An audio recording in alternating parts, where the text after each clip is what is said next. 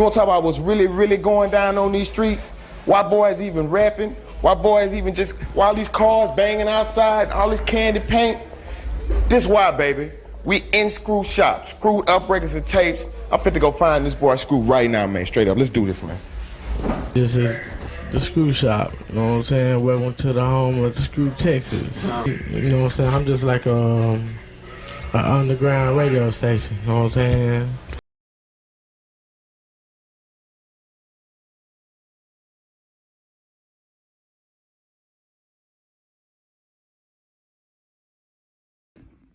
We are a fugitive archive, an acknowledgement that we are unprofessional, lack capacity, illegitimate, with no histories worth preserving.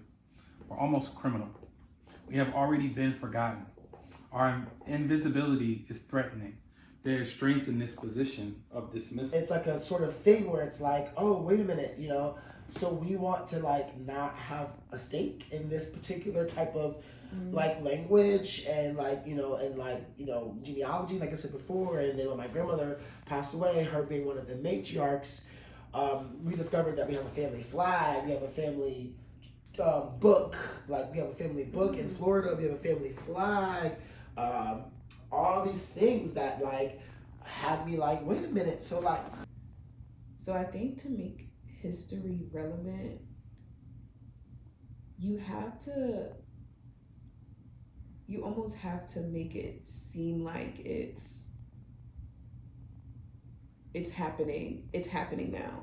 Like there has to be some kind of commotion around something, or it has to be some kind of commotion, or either make it aesthetic.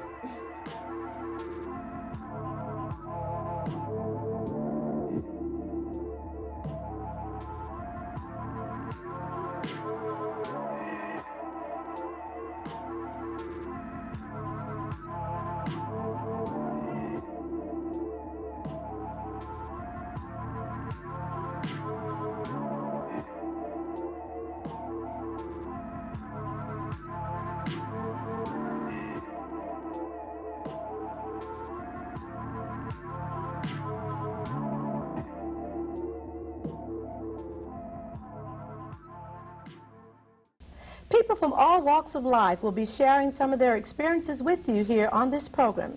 And we hope that our guest will help you become more aware of what you can do now to plan for the kind of future you want. You know, from time to time, we need someone to talk to and converse with about various futures. Late 90s Gen X, like home decor, like rooms to go, like. We definitely give late 90s. Like, we might be Fraserian, Exactly. despite everything. Wood tones, all that stuff. Isn't it weird how you can be in another universe without even knowing it? Yeah. Isn't it? So what's your universe? Ooh, I think I'm definitely in some sort of like, I don't want to steal Gothic, because I don't know if my universe is Gothic, but I definitely am in some sort of like, I've been in your apartment. You got a little surrealism, you know, like maximalist, like mundane. You're a maximalist, for real. Yeah, but the thing is, if you were to like, you know, see the places that I grew up in and like my friends and our just like collection habits, like it'll make sense. Like I feel like it's been interesting to be like the guy who has a bunch of stuff, because I've never gotten to be the guy who has, well, I guess I have since like college. But even that, you know, you don't really get to have a lot of stuff in college anyway. But yeah, everybody I knew growing up had some sort of like specific collection or interest, because, you know, we go thrifting together.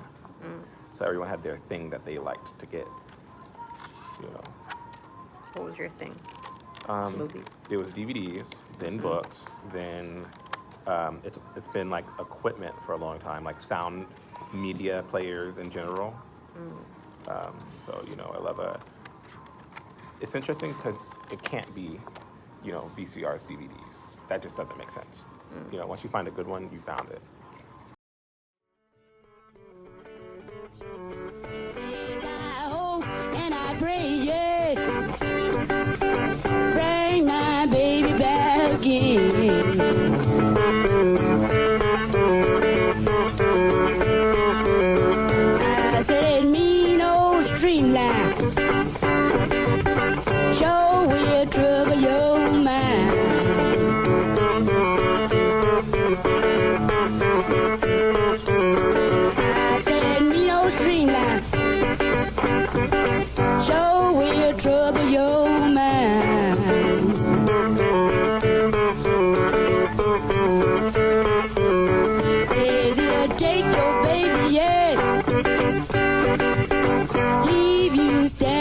They need to know we were silly. They need to know we were silly. Double consciousness. Listen. Triple consciousness. Come on. All right, see ya. All right, bye, y'all. Bye. Bye. Thanks for being here.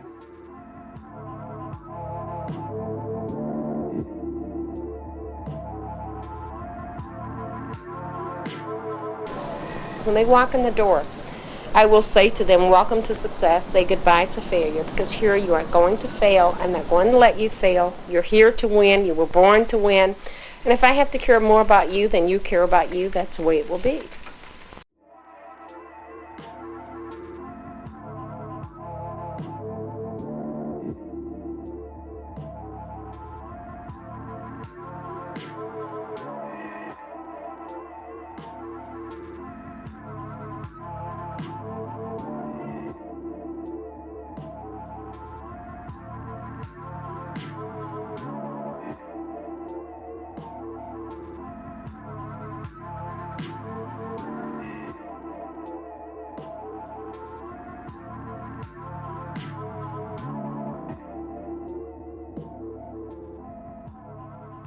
Time lapsed reorganizing your apartment. Oh, yeah. You really proud of yourself? Question mark. Yeah, I'm proud of the living room. But I say that to say there was so much stuff that we picked up that I think would really encapsulate a part of you. Yeah. I like it. That's why I like all my stuff. I think I am my stuff. Maximalist be like. Yeah, I feel like it's the representation of self.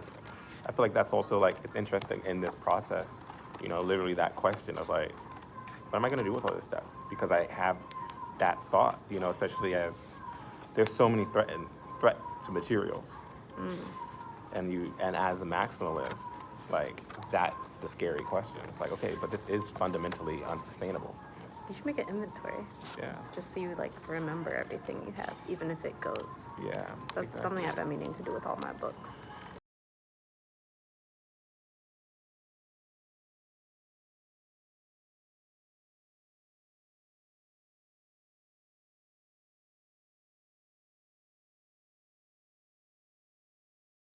And I wondered who it was, so I walked over, and I couldn't. There was not a name on the poster, or there was a painting right next to it. And I really didn't like that painting, and I said, well, maybe I'll buy it. I wasn't sure. Then I walked into another room in the auction house, and there was the two huge portfolios. I flipped over the portfolio. What do I find? I find all those pieces you see on the side. It was a portfolio of an African-American artist named Bill Howell, who was living in New York in the 1960s and was part of the New York black art scene. Someone and had brought or given all these wonderful illustrations and booklets that he had illustrated for the black theater, and they had just given it away. I don't know how the auction house got it, or the person who put it up for auction. I don't know how they got it, but it's a treasure trove, and I wonder how did family members not have it? And so I bought it, and then I found out, and I went back to the other room and found out that this painting was also by him. I made a mistake of not flipping the painting over to see if there was a name on it, and his name was on the back of it. So I have this wonderful, wonderful, wonderful treasure trove of artwork and illustrations by Bill Howell. At the time, I was writing a blog called Auction Finds. And what I would do after I find people like Bill Howell, I would come back, I would research through Google, and next slide, and I ended up writing a blog post about Bill Howell, who he was, and and the period that he lived in. And this piece that you see is one of the pieces that is also in the portfolios that I got of Bill Howell. The same thing, next slide, is Columbus Knox. I love this piece. Meaningful to be here today. I embrace you with my favorite and really and truly my only forms of currency, which is peace and love. Those are the other forms of currency that America doesn't always educate us on, that we have access to. But I encourage us to really just think about what our standard of currency is, and to be pure in exchanging that with our neighbors in the world as often as you can. I go under an artist name called Black Butterfly. I call myself Black Butterfly because I think it is the most beautiful butterfly, but it's also the most transformative. A black butterfly always has a story, and I was listening to Denise Williams, obviously, and I was like, I'm a black butterfly, so that's what I call myself.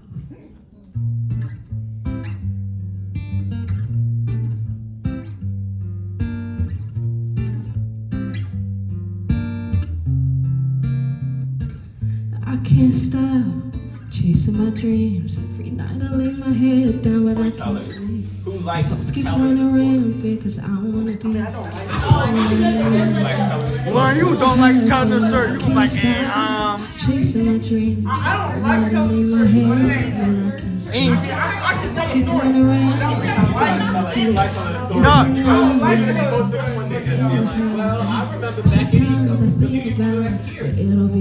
Black history and culture or not, there is a way that we can redress that, and are very open and receptive to that, and I want everyone to know about it, because it's great. Metadata, archives, it's all about us just redefining and finding our relationships with each other, with the past, with the future. Very open to that. Fake nigga supporting when you're on your way to something. The shit starts small, but then get big. Then you be like, damn, how my crib gets so big. Or I could be a minimalist, yeah, shit. But I ain't stopping till I got all the options. I can't stop. Day, and he answers. It's kind of crazy. I was in the studio with Lenny one day, and Lenny was talking to me about this synth he got. It's in his garage. It's mad dusty. He don't know if it works. So I'm begging him this whole session, like, please, please, please, can we go to your house? Can I see it? It is an Oberheim OBX-A. That is the second synthesizer they ever made. And it was just in a little crate. I wish I could have brought it today. It's so huge. I can't. I don't even have any pictures of it on me right now. But the road case had Wayne Shorter's name on it. So I was like, Lenny, can I just, if you give it to me right now, go fix it. And just begging him in the studio, begging him. So I'm just doing whatever he tells me to do in the studio, because I'm like, Lord, if you love me, you'll give me the synth. And he was like, yeah, just go get it out of my garage. So I went to go get it out the garage. It didn't work, but something just told me to do some research. I go online, I'm on YouTube, Bernard Wright. I don't know if y'all know who that is. Bernard Wright is playing that synth that is in my care right now. Like 40, 50 years ago then at that time. But yeah, it's just crazy how people want to pass things on to me like that. Huge is an understatement. There was a huge, ginormous, big pothole in front of that museum that my school bus rode over every day. And me and the rest of the kids used to cherish that moment, and I can honestly say it was the most important and exciting part of second grade. We called it the bump. We would run to the back of the bus. It was so unsafe. Like peak childhood. We would run to the back of the bus, and we would stand on the seats and jump up and down, yelling, the bump, the bump, the bump, as the bus approached it. And when the bus hit it, we would be catapulted in different directions. I'm surprised no one was ever seriously hurt, but it was one of my fondest memories of taking the school bus. So one day I was sick and I stayed home. The next day I came back to school. I thought things would be normal. When I boarded the bus in the morning, my friends jumped up to tell me what I had missed. You missed it. The bus got stuck in the bump. They had to bring the fire department to carry us one by one out of the bus. You missed it. You missed everything. And I missed the most exciting day of second grade. I couldn't believe it. I was pissed I hadn't been there to experience this potentially life-threatening emergency with my friends. And that's how I found out what FOMO was. I could go on forever, and maybe someday I will, but this is how I remember my city.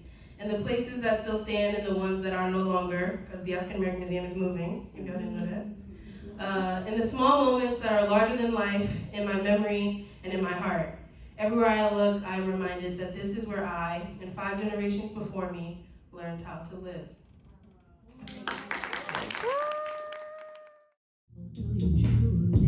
Always so in love with you, my enemy. I fell so loosely in your arms, I trust. No, never thought I'd be in this sticky, oh sticky. Felt when you were rough, knew I wasn't the only one, so I just run. I just run.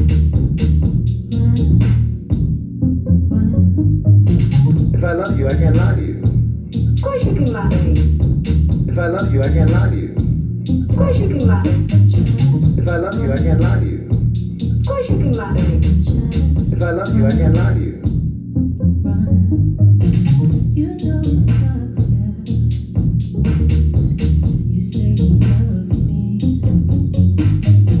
You're just my enemy. Never can see through me.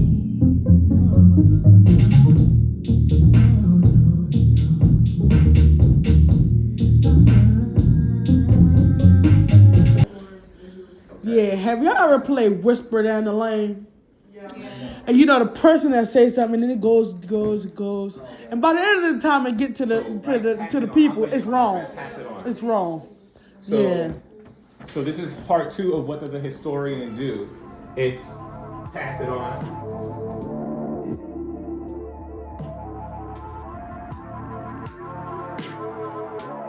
How you doing, Gene? How you doing today, Doug? Oh, fine. Hey, we done a hell of a job yesterday. Yeah, we did a pretty good job. We did a damn good job yesterday. How do you feel about it? Well, as far as the technical difficulties on the field, I think we could have got more man every day yesterday, but after one of my batteries went and the power supply didn't want to work right, there's a lot of things we didn't get, But otherwise, it was a beautiful day yesterday for man every day. Like we've been traditional with Mount every day, at least Vado has. Yes. And SIP has also.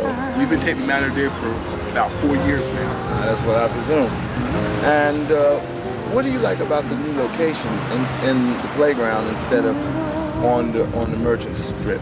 Okay, the playground I love it better because you can contain the crowd. You can control the crowd. Whereas when like last year, when they had it on Germantown between Mount Pleasant and Allen's Lane, it gets a little out of hand, But in the playground, it's more compact and more contained. Well, I just speak with the chairman of the Mount Airy